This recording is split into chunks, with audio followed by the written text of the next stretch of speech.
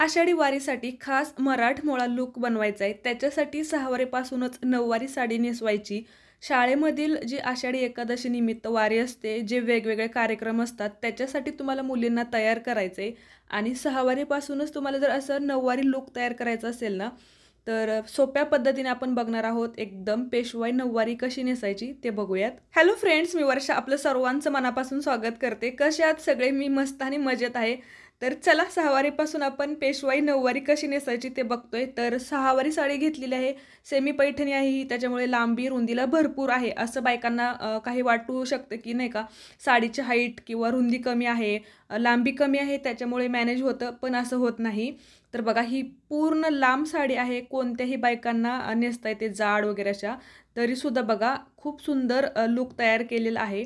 तर बघा, 1-1.5 हात अंतर सोडून मी मधोमध गाठ मारलेली आहे. काही ट्रिक्स आणि टिप्स ज्या आहेत की नाही, त्या तुम्हाला फॉलो करायच्या आहेत. गाठ मारल्यानंतर बघा, जे एका साईडला अंतर सोडलेलं होतं ते 2 पायाच्या मधून मी पाठीमागे घेतलेलं आहे.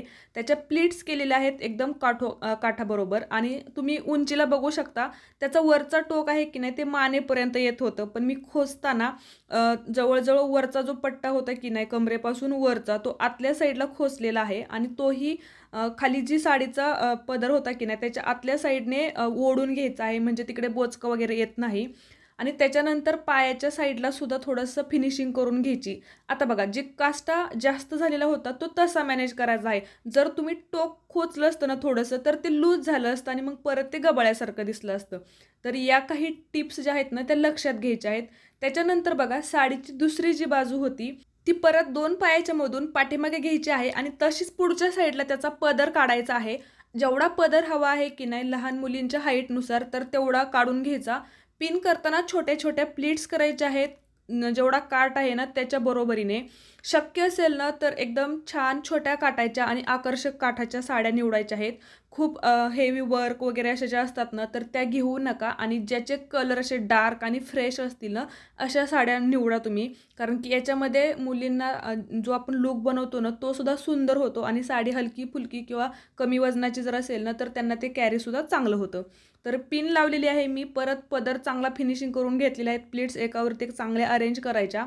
त्याच्यानंतर मध्यंतरी जी साडी उरते ना, ओढून घ्यायचा आहे तो पदर.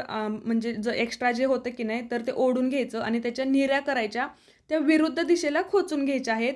तर खोचताना आपण जशा खोचतो की नाही तशाच खोचायच्या. इकडे उंची वगैरे कमी करायची काहीच गरज नाही. कारण की खाली जी साडी पूर्णपणे जी मोठी वाटते की नाही, तर ती परत ओचा म्हणून आपण खोचणारच आहोत.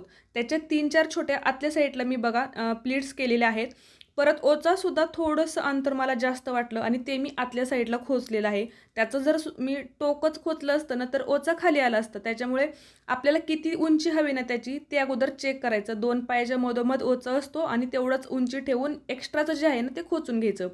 पदराला मी परत वरच्या साईडला एक पुढे गळ्याजवळ पिन लावलेली आहे, म्हणजे पदर असा खाली शोल्डरच्या खाली पडत नाही. पाठीमागच्या साईडला पदराचा जो वरचा काठ आहे की नाही, तर तो जो आपण काष्टा खोचलेला होता त्याच्या आतल्या साईडने त्याला एक पिन लावून पूर्णपणे सेट करून घ्यायचं, म्हणजे ते हलणार नाही.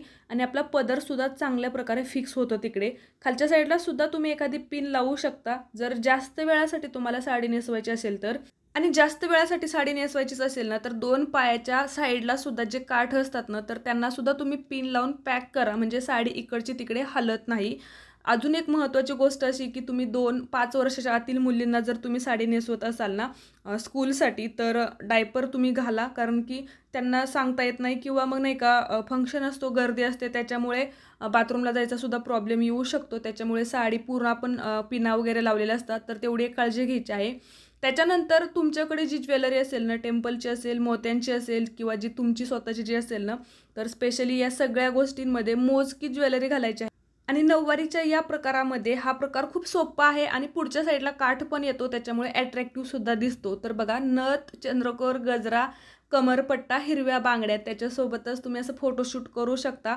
शेला असेल ना तर अजून खूप सुंदर दिसतो लुक आपला मराठमोळा जो आहे की नाही.